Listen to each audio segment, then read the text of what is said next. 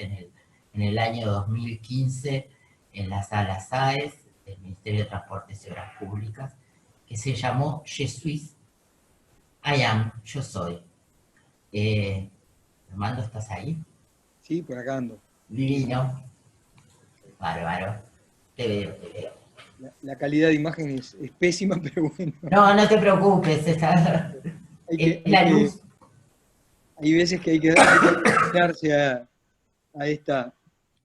este nivel de imagen. No sé si podría capaz que mejorarlo, pero no, tampoco con la portal que tengo No te acá. preocupes, porque mirá, nos vemos chiquitos, así que... porque viste que como estamos compartiendo la pantalla, así que no te preocupes. Muy bien. Bueno, yo digo, como soporte, digamos, a todo lo que vine escuchando y lo que vine aprendiendo con este viaje, te agrego 2 o 3 cositas. De Leni Riefenstahl, hay un libro difícil de decir. Sí, exacto, que se llama Five Lives, ¿tá? Porque que cuenta las 5 etapas como fotógrafa, ¿tá? Que tuvo, aparte de su carrera frustrada como deportista, las 5 etapas de vida que ella tuvo, que con 80 años, que la veíamos ahí con su amante camarógrafo, ¿tá? Aprendió, creo que tenía 75 o 76 años, cuando aprendió a bucear para hacer fotografía submarina. Que es su último proyecto, que tenía como 90. Que es su último proyecto. Y que tuvo que hacerlo en forma clandestina, porque nadie le podía dar un brevet a una persona, de submarinista, a una persona con más de 70 años. Entonces lo hacía en forma clandestina. Ella se ponía el traje de goma y todo cuando llegaba en el barco al lugar donde se iban a sumergir. No podía salir del puerto con el traje de goma puesto. Hay un documental buenísimo sobre ella, en que el cámara le pide que camine mientras habla, y ella, un carácter de porquería, ¿no? Y sí, un carácter espantoso. No, que es una idea horrible desde el punto de vista documental, pero bueno, los invito a ver ese documental, porque realmente hay una película sobre ella que no le hace, sobre ella ya vieja, que no le hace justicia, pero el documental está buenísimo verlo, y esa fotografía es impresionante, con 90 años, ¿no? Ponerse a hacer fotografía subacuática, realmente... A mí me resultó muy admirable. Y el punto de partida de ella, digamos, el reconocimiento internacional que ella recibe, lo recibe a través de una película que se llama Olimpia, ¿tá? Que hizo con las Olimpiadas de 1936. La película se empezó a ver en el 38, pensemos que el régimen nazi termina en el 39. Y que tiene la característica de que ella toma la estética del realismo socialista, con esos planos desde abajo, y los atletas musculosos por tirar la jabalina, y es muy impresionante cómo ella toma esa estética tan políticamente tan opuesta al nazismo, digamos. Bueno, lo que pasa es que un poco, mirá que ellos anduvieron por el lado clasicista de un lado y del otro, o sea, tanto el régimen nazi como el régimen stalinista, que tenían unas vanguardias súper importantes, interesantes en ese momento, abjuraron ambos de las vanguardias y privilegiaron el clasicismo, ¿no? Claro. Es lo que ella les ha compartido, increíble y muy moderno a su vez. Claro, digo, o sea, los atletas pasan a ser griegos de las primeras Olimpiadas. Sí, es una película maravillosa. En su aspecto, en su actitud. Es muy impresionante. Olimpia, creo que está en YouTube la película. Está en YouTube, sí. Como para verla, porque es divertido verla también. Y ver esos dos aspectos de esa mujer, ¿no? Claro. Exacto. Incluso inventa algunos aparatos para hacer los traveling y acompañar a los atletas mientras se están moviendo y cosas por el estilo que hasta ese momento eran novedosos, eran diferentes. Es que ella hizo muchas innovaciones, incluso ella se hace hacer película especial. Es decir, lo que tiene interesante para haber sido una mujer, además, es que no solamente fue una mujer talentosa, sino que fue una mujer muy implicada en los aspectos técnicos, de la Exacto. luz, ¿no? Como decís vos, del grip, de cómo se iba a mover la cámara y hasta se implicaba muchísimo en el tema del revelado, de la película, es decir, no era una improvisada, ¿no? Exacto, exacto. Este, y lo otro, casi como presentación, para conectar un poco todo lo que vos has estado hablando de lo africano y de lo que yo voy a hablar ahora. Sí. Es que hay una percepción que yo la adquirí, yo ya viajé 3 veces a Congo. ¿Ah?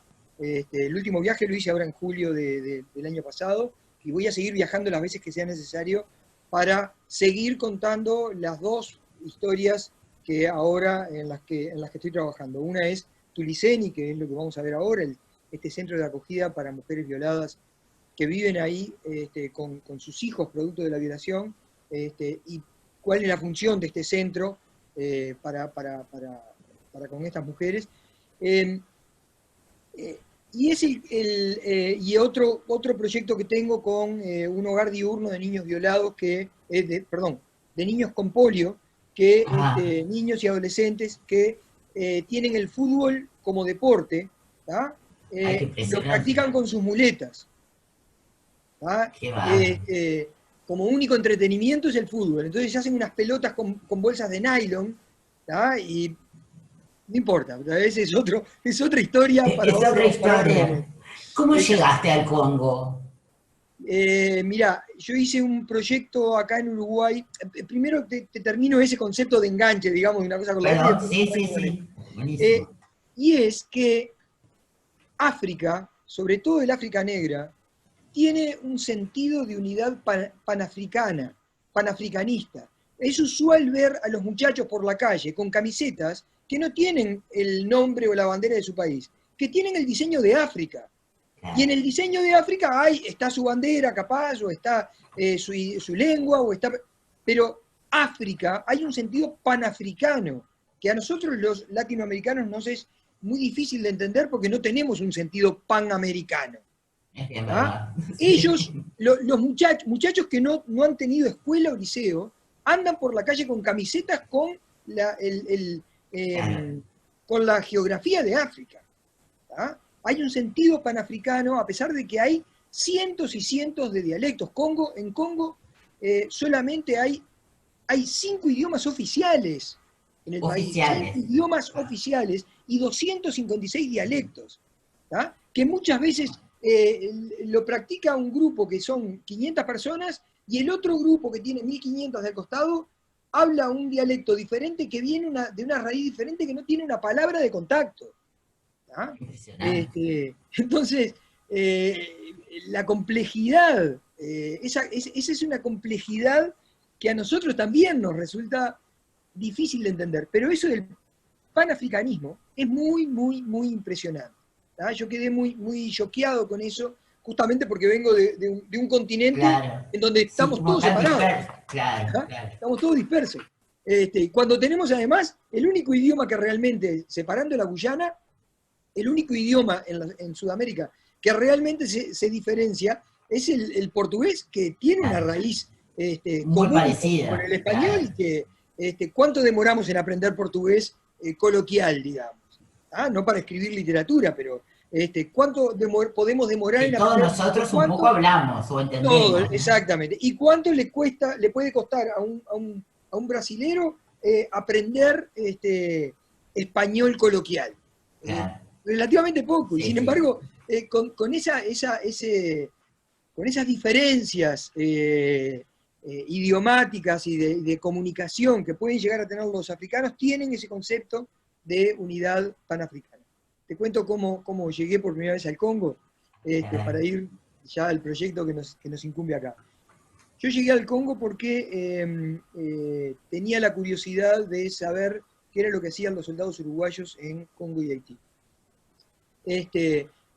Cada vez que preguntaba acá me decían, no, van a tomar mate y a pasar los 6 meses, el año que tienen para poder sacar la plata, lo cual es absolutamente digno, digamos. Tratar de vivir mejor, de ganar un peso más y vivir mejor, eso es Sí, algo a lo que todos aspiramos, digamos, ¿no? claro. Más cuando es una de las pocas posibilidades de repente de juntar plata para hacerse una casa o algo por el estilo, ¿no? Es Exactamente, un que es en aporte. definitiva, es el 90% del destino del dinero de las misiones de paz es ese.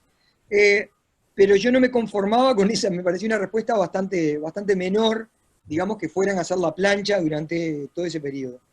Entonces presenté un proyecto, no conocía a nadie en el ejército, presenté un proyecto, hice un proyecto, a veces el tener la actitud proactiva, digamos, tiene su evolución, tiene su retorno. Elaboré un proyecto, ¿tá?, para viajar y hacer una exposición. Y entre que me lo aprobaban, que resultó relativamente rápido, ¿tá?, encontré un coronel que estaba a cargo de esa área, que ahora es uno de los generales del ejército, Ricardo Fernández, que un español escribió hace poco un libro que lo presentó en España y después lo vino a presentar acá, que fue embajador en Congo y que fue rescatado por Ricardo Fernández con una columna de tanques uruguayos, y que el tipo en devolución le escribió un libro contándolo como una aventura de vida, ¿tá?, cuando acá en Uruguay no sabíamos nada del tipo. ¿Tá? No, la verdad es que no. Esas cosas Sí, locas, ¿no? yo me la fui cruzando, esas historias, a medida que avanzaba en el trabajo. El caso es que me aprobaron y me fui en vuelos comerciales, ¿tá?, primero a Congo, y después en vuelos comerciales estuve 20 días en Congo y de ahí me fui 15 días en Haití. De ahí surgió un libro, ¿tá? En realidad iba a ser una exposición, y después hablando con un amigo casi hermano, Andrés Alsina, un periodista enorme, me dijo, ¿por qué no haces un libro? E hice un libro, y entonces hice toda la investigación para ese libro, escribí el libro, es un libro de fotos, pero con una cantidad de textos que contextualizan esas fotos. ¿Ah?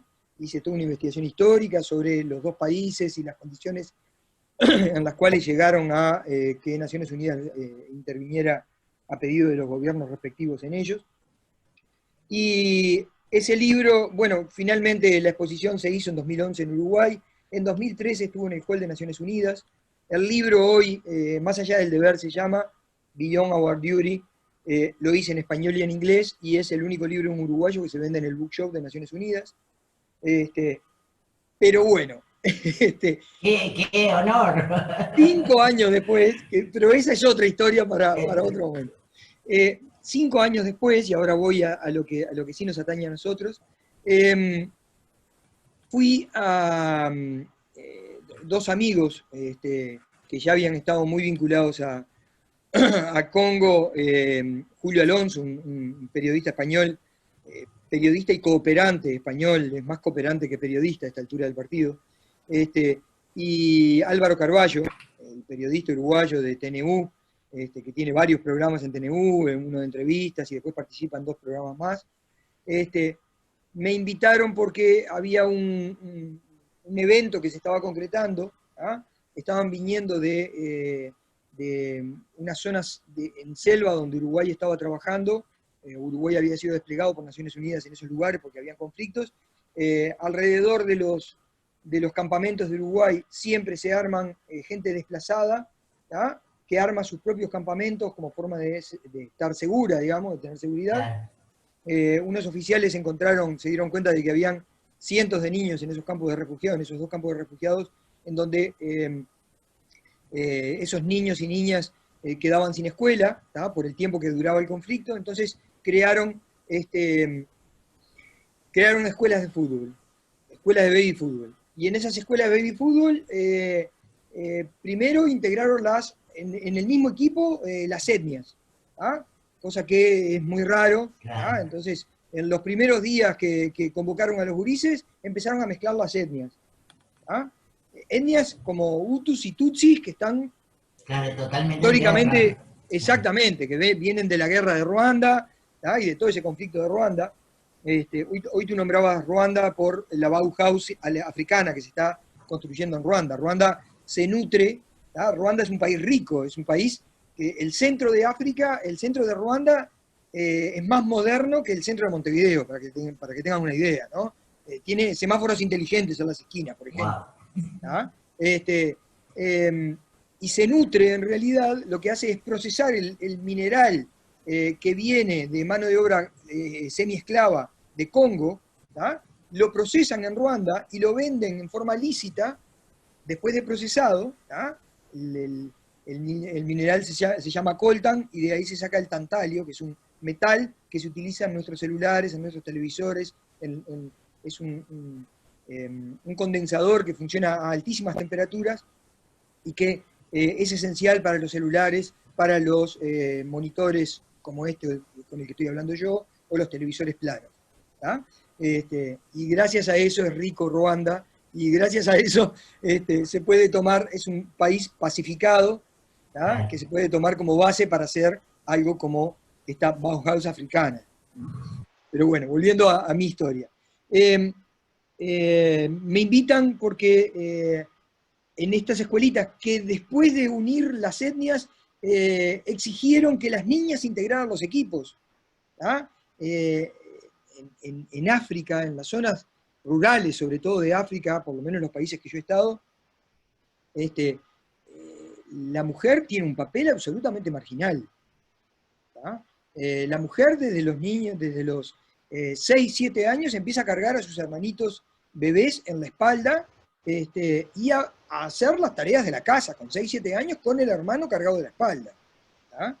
Mientras la madre está en el campo de labranza o está recogiendo la cosecha o está lavando la ropa en el río o haciendo otra actividad vinculado a sacar adelante la familia y sacar adelante su hogar. El sacar a las niñas de esa tarea para integrarlas a una tarea de juego fue todo una lucha y Todo un desafío. Todo un desafío, y lo consiguieron. El caso es que después de la invitación esta fue porque se iba a hacer un campeonato de baby fútbol en donde iban a venir todos esos chiquilines a un Don Bosco, a un hogar, un colegio que hay frente a la base uruguaya en la ciudad de Goma. La base uruguaya de la ciudad de Goma, la base principal, que tiene alrededor de 1000 soldados. Desde ahí se despliegan hacia los lugares donde Naciones Unidas lo precisa. Es el centro, digamos, ahí en Goma es el centro donde se aprovisionan todos los grupos que funcionan, los grupos militares y paramilitares que funcionan en el entorno y que siempre están en conflicto, más que nada por el control de la minería clandestina. Y de las pistas de aterrizaje y de... Claro, todo lo que conlleva. Entonces, es una ciudad bastante hostil, digamos,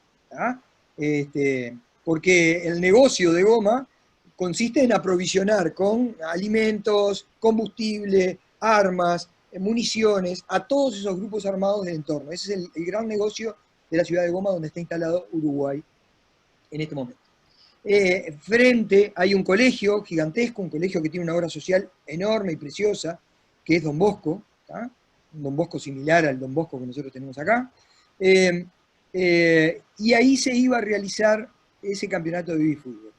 Pero resulta que en ese viaje y en ese trabajar con estos grupos de chiquilines y con lo que iba a suceder, un día estoy en la base, yo preparándome para salir, y resulta que veo que están preparando una camioneta y vienen 2 enfermeros y se suben y empiezan a llamar al psicólogo para que se suba también.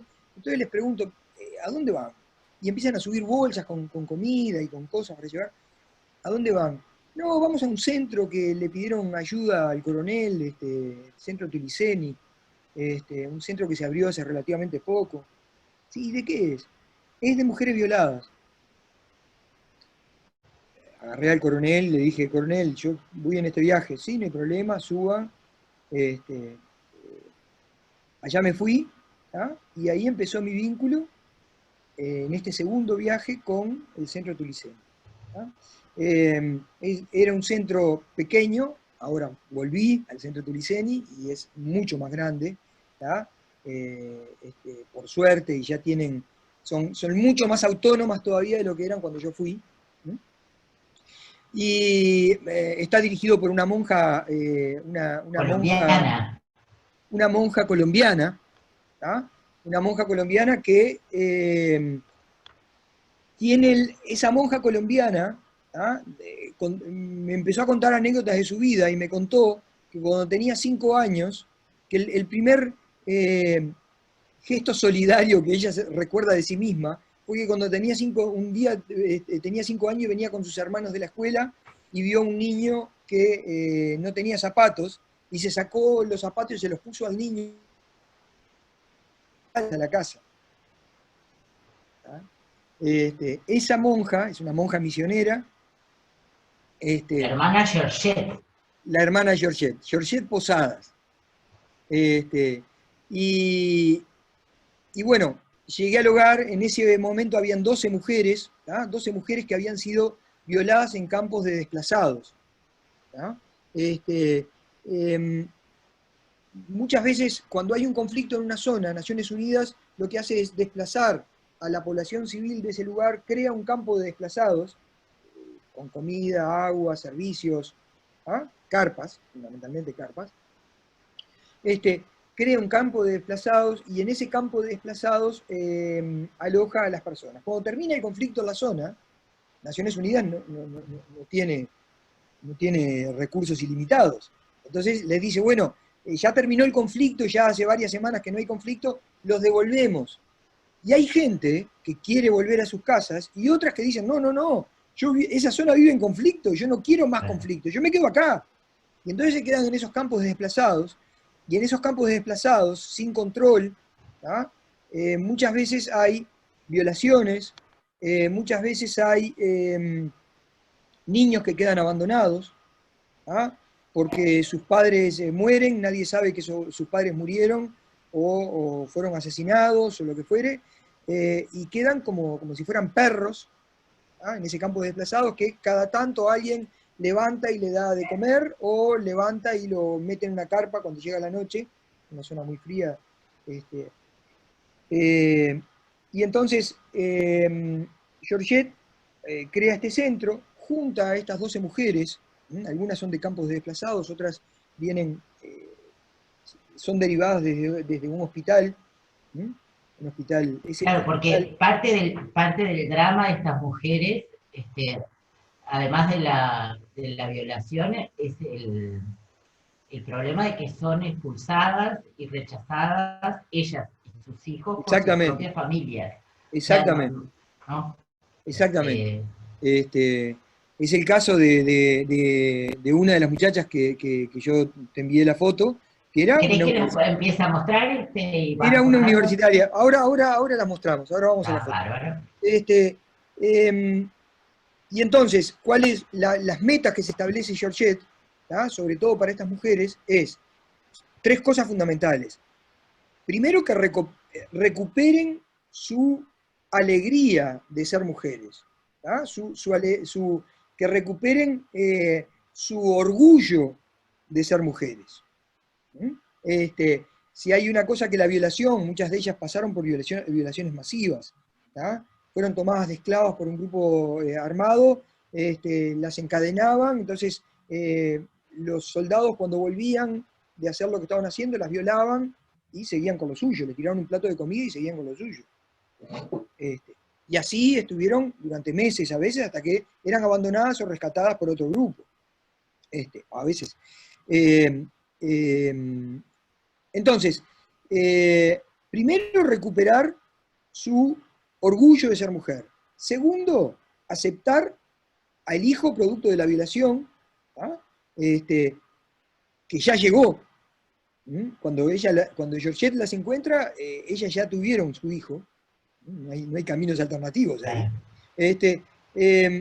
Aceptar al hijo producto de la violación, que en el rostro de ese hijo ellas ven al violador muchas veces, o a los abusadores. Y tercero, adquirir habilidades como para poder solventarse por sí mismas, y llegar a poder egresar del centro en menos de un año. Ese es el plan. También en paralelo hay un trabajo que hace el centro, que es tratar de reunificar a la familia, tratar de buscar familiares que acepten a estas muchachas, ¿ah? Después del rechazo de otros, de padres a veces, o de hermanos, ¿ah? Buscar abuelos, buscar tíos que puedan llegar a aceptar a estas muchachas.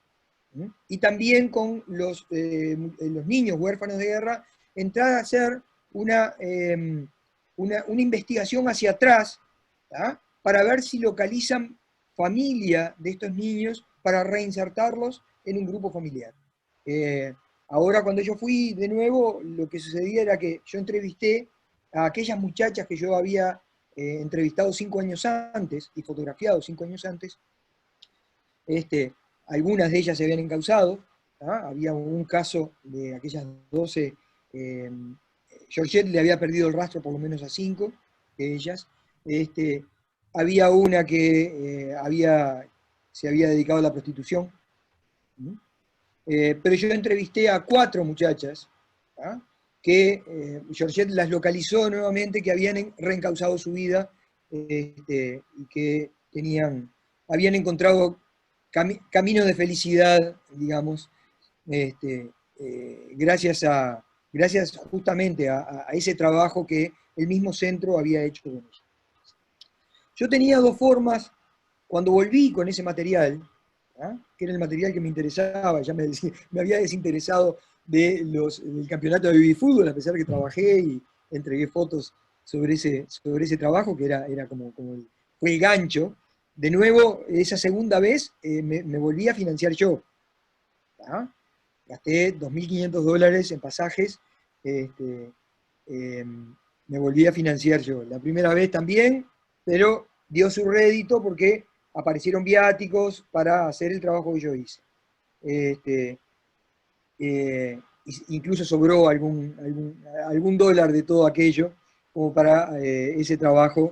En este otro fue todo... todo Exacto. Entonces, para concretar una exposición con ese trabajo que tanto me había impactado, ¿tá? Yo hice entrevistas con cada una de las muchachas, ellas me contaron su historia de vida, ¿tá? Cómo habían llegado al centro, de dónde venían. Yo tenía el camino de hacer la exposición clásica en donde yo contara la historia meramente. ¿Ah? Yo hiciera fotos de la vida cotidiana de ellas. Yo las acompañé a un lugar que alquilaban para cultivar papas. ¿Ah? Las acompañé al lugar donde lavaban, de un arroyo que lavaban la ropa, a donde tenían que traer el agua, porque en el hogar no había agua, había que traer bidones de agua. ¿Ah? Estuve con ellas en fiestas insólitas. ¿Ah? Los sábados, un sábado, yo estuve 2 fines de semana, llegué a estar allí. El primer fin de semana me dice la hermana, mirá que mañana, un viernes me dice, mirá que mañana van a venir 100 mujeres del entorno, porque nosotros, que tienen HIV, y nosotros les damos los retrovirales, y les preparamos unos licuados proteicos para que tomen antes de los retrovirales, porque mal alimentados durante la semana les perfora el estómago. Entonces se toman el licuado proteico y después les damos los retrovirales. Yo pensé que iba a ser un trabajo de policlínica. Cuando llegué, esas 100 mujeres, después de tomarse el batido proteico y de tomarse los retrovirales, se quedaban toda la tarde cantando y bailando, porque después de todo estaban juntas. Y estar juntas ya era un motivo para reírse y para festejar. Entonces, esto que estar ahí y presenciar estas escenas te relativiza tus propios problemas. El caso es que yo tenía la opción impresionante.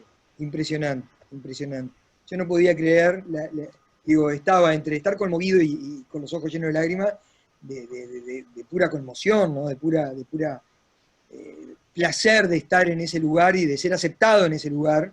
¿Ah? Si buscan en YouTube van a ver un video en donde se ven parte. Voy a compartir el link en el grupo, Armando. Ahí está, ahí hay un Hay un artículo por ahí que yo publiqué en El Observador que se llama El lugar donde habita, La esperanza. el lugar donde habita la esperanza, que también habla de toda esta experiencia. Pero bueno, volviendo a la exposición, yo tenía la posibilidad de hacer la exposición clásica, que hubiera sido una buena exposición,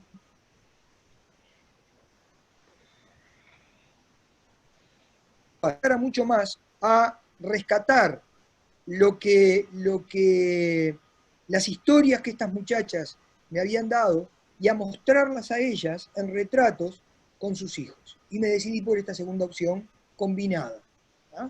Entonces hice una exposición en donde habían retratos de 2 metros de alto, ¿ah? Con ellas mirando a cámara, con una forma de mirar bastante particular, ¿ah? Que es única en cada una de esas 12 mujeres, ¿ah? Con sus niños en brazos, este, eh, y al lado la historia en primera persona, aquello de recuperar el La yo, identidad. recuperar la identidad a través del yo. ¿Ah? Entonces, al lado, un texto en letra mucho más chica que obligaba a una doble lectura, a una lectura de la fotografía de lejos y luego acercarse para poder leer el texto. ¿Ah? Y todos los textos empezaban: yo soy fulana de tal, vengo del Macizo Central, del pueblo tal, y lo que me pasó fue esto. ¿Mm? En los 12 retratos. ¿Tá? Y luego al fondo del salón yo había puesto fotografías que hacían a la vida cotidiana de este hogar. ¿Tá? Al trabajo con los niños, a la cocina, a la cosecha de la papa, todas estas otras cosas que yo les contaba. ¿Tá? Entonces, mi trabajo es un trabajo mucho más conceptual. ¿Tá? Claro, Hay una claro. cosa, No es solamente la imagen y el retrato del momento. exactamente, exactamente.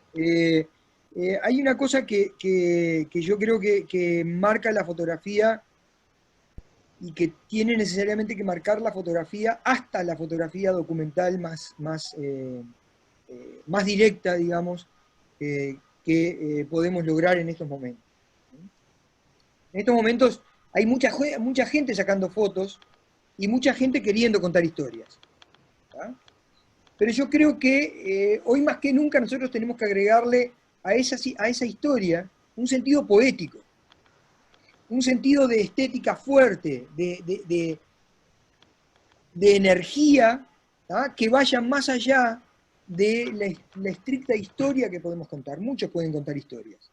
¿Tá? El problema es desde qué lugar la contamos y cuál es la energía que nosotros le ponemos. ¿Tá? Em, y lo otro final, y después vemos las fotos, lo otro final es que la fotografía es una herramienta expresiva. Sin Y duda. como tal, como herramienta expresiva, tiene que ser una herramienta libertaria. ¿Tá? No hay fotografía correcta. Lo importante es justamente cómo nosotros usamos esa herramienta expresiva, ¿tá? Así contemos la historia más lineal del mundo, ¿tá? Para agregarle una poética. Actualmente a mí me pasa mucho de ver gente ahora con el tema del coronavirus contando historias o queriendo contar historias, ¿tá? En donde toman la historia de la persona, me escriben la historia de la persona, pero las fotos son intrascendentes, no Claro. tienen fuerza, no tienen energía. Son fotos que cualquiera podría tomar con un celular. Hoy mi primer cámara es mi celular, ¿tá? Pero el problema es cómo lo La uso. tuya. Claro, claro. El Bueno, problema es yo cómo creo lo que es lo uso. importante, ¿no? Que ¿Tá? El problema, digamos, si, está bueno hacerse la herramienta técnica y de las técnicas porque te dan más recursos. Pero digo, lo más exacto, importante sigue siendo la mirada, ¿no? exacto. Lo que vos Y, elegís de esa realidad. exacto. Y los que elegimos la fotografía tan vinculada, la fotografía tan lejos de la abstracción y tan conectada con la realidad, ¿tá? Que es en definitiva eso, la fotografía documental, tenemos que entender, tenemos que saber que solo con fotografía no alcanza. Que primero, para contar una historia, nosotros tenemos que estar muy empapados en esa historia. ¿Tá? Yo cuando llegué al centro Tulizani, la cámara el primer día no la saqué nunca. claro. Empecé a hablar con uno, a hablar con otro, a que la hermana me contara, y yo a tomar nota, o a recordar, o ni siquiera grabé, ¿ah? Porque tenía que tratar de entender qué era lo que tenía delante. ¿Ah? Eh, y entender también que hay cosas que nosotros no podemos decir con nuestra imagen. Eso de que una imagen vale más que 1000 palabras es un disparate, una tontería. ¿Ah?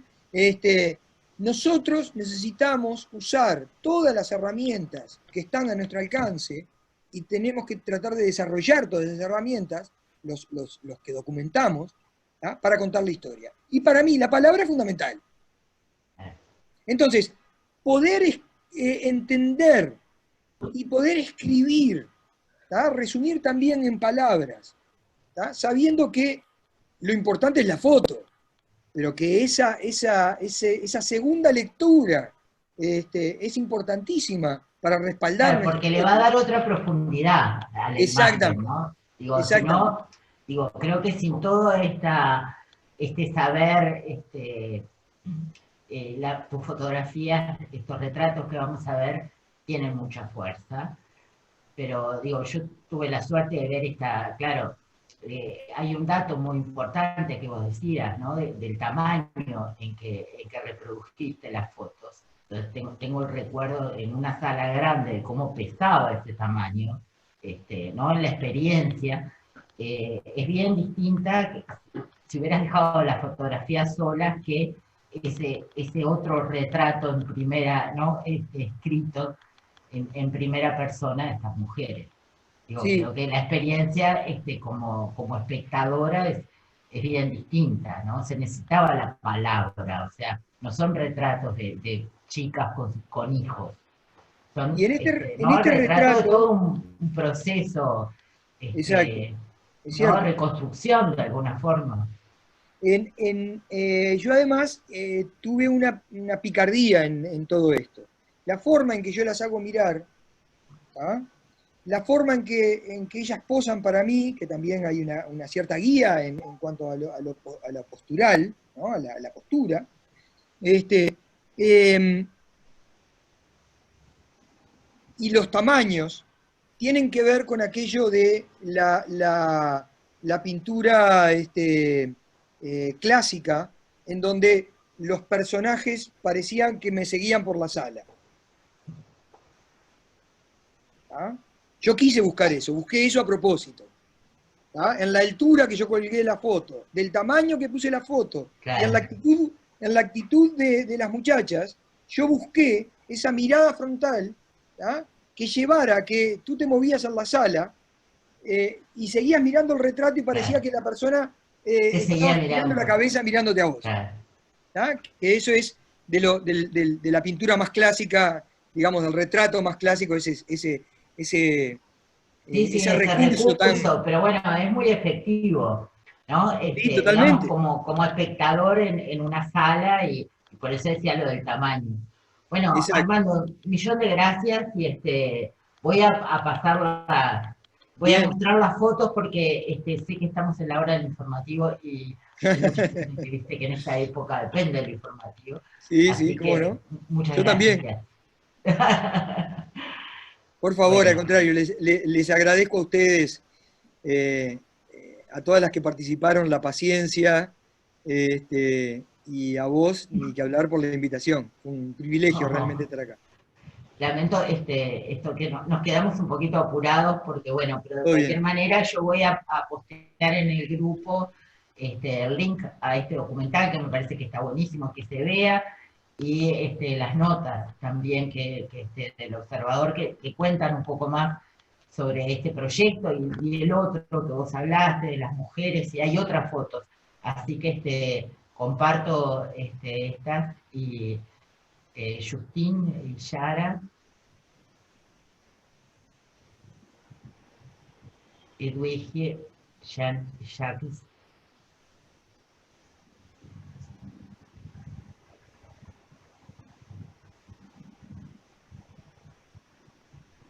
Yvonne con de Marcel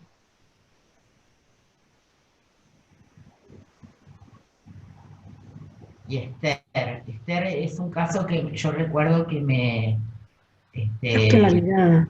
me No se están impactó viendo ahora mucho. todavía. ¿Cómo, perdón? Que no se están viendo todavía, Inés. No. Ah, perdón. Ah, perdón, qué raro. Sí, yo las veo. Se ve perfecto. Yo no las Se veo. ve perfecto. Ah, Se perdón. ve, se Perdón, yo ve. que no las veo. Sí, sí, yo también las Bien veo. veo. Ah, está, perdón. Ah. Soy yo que no las veo. Pero está eso. Vos no las estás viendo, qué raro, porque yo estoy compartiendo la pantalla. No, es algo que estoy haciendo mal yo, evidentemente. No. Capaz que, es como estás viendo vos, claro, pues. Esther, es impresionante la mirada hacia nosotros. Perdón. Esa es una picardía. No, está abierto el micrófono, Claudia y todo. Eso es lo que decía Armando de la picardía del fotógrafo, ¿no? A mí este caso me impactó mucho porque esta chica estaba terminando una carrera universitaria, ¿no, Armando? Exactamente. Y fue violada, y cuando logró escapar y volver a la casa, ¿ah? La familia la echó. La universidad, hasta la universidad pública es paga, toda la educación en Congo, ¿ah? En la escuela los niños tienen que ir con la monedita para darle al maestro todos los días. ¿Ah? Entonces, de una forma u otra, la universidad pública también es paga. Esta muchacha iba a la universidad pública, pero al quedarse sin el respaldo que le daba la familia para poder estudiar, le fue imposible seguir estudiando y además no tenía dónde vivir. Quedó en la calle. Claro. Qué fuerte, ¿no? De una familia que tenía recursos, ¿no? Porque Exactamente. como decís, además una mujer que en el tercer mundo siempre cuando llega, ¿no?, a la universidad quiere decir que ha habido un apoyo familiar, es muy difícil hacerlo de otra manera. Claro. Bueno, para terminar, yo elegí esta tela que se llama La Coyuntura, que bueno, alude un poco a estos momentos de coyuntura y también al que atravesaron estas mujeres, que la puse en la gráfica. Estas hojas de gombo, que bueno, son los deseos para estas mujeres y para todas, que son las que llevan las mujeres que quieren mostrar que pueden asumir su propia solvencia e independencia. Parece que es la tela de las viudas, de las divorciadas, de las solteronas y de las emancipadas. Es muy bonita, ven que si la ven desde el punto de vista formal tiene una cosa un poco asiática, ¿no? Eso que decíamos de los motivos que vienen de Indonesia. Y para cerrar, esta otra que me pareció muy bella, que se llama La unión hace la fuerza. Un solo dedo no puede hacer nada, pero con los dedos unidos se puede hacer de todo. Así que bueno, es un poco el mensaje de las telas africanas para cerrar esta sesión. Y bueno, les agradezco muchísimo a todos, a Valentina especialmente por haber sido mi ángel hoy, y por supuesto a Armando por bueno, haber compartido su obra y su relato y su testimonio de su mirada sobre África. Me parecía, y por eso fue también la invitación a Armando, que era muy pertinente, una mirada, digamos, sensible, uruguaya, y hacia otras cosas que no fueran esos motivos de la naturaleza o de la belleza que habíamos visto en Leni Riefenstahl o en Peter Beer, me parecen maravillosos, pero también había que adentrarse en estas otras realidades, ¿no?, que también tienen que ver con la historia, ¿no?, de lo que ha pasado en África, y bueno, que sigue pasando. Así que bueno, muchísimas gracias por haberme acompañado a esta alfombra mágica. No sé si hay alguien que quiera comentar o preguntar algo. Bienvenidos. Gracias, Inés. Estuvo bueno, gracias. Muchísimas gracias. Muchas gracias. Muchas gracias. Gracias, Armando. Gracias. Muy interesante. Gracias, Bueno. Inés. Gracias. Muchas gracias. Divino, Inés. Gracias, Inés. Muchas gracias. Muchas gracias.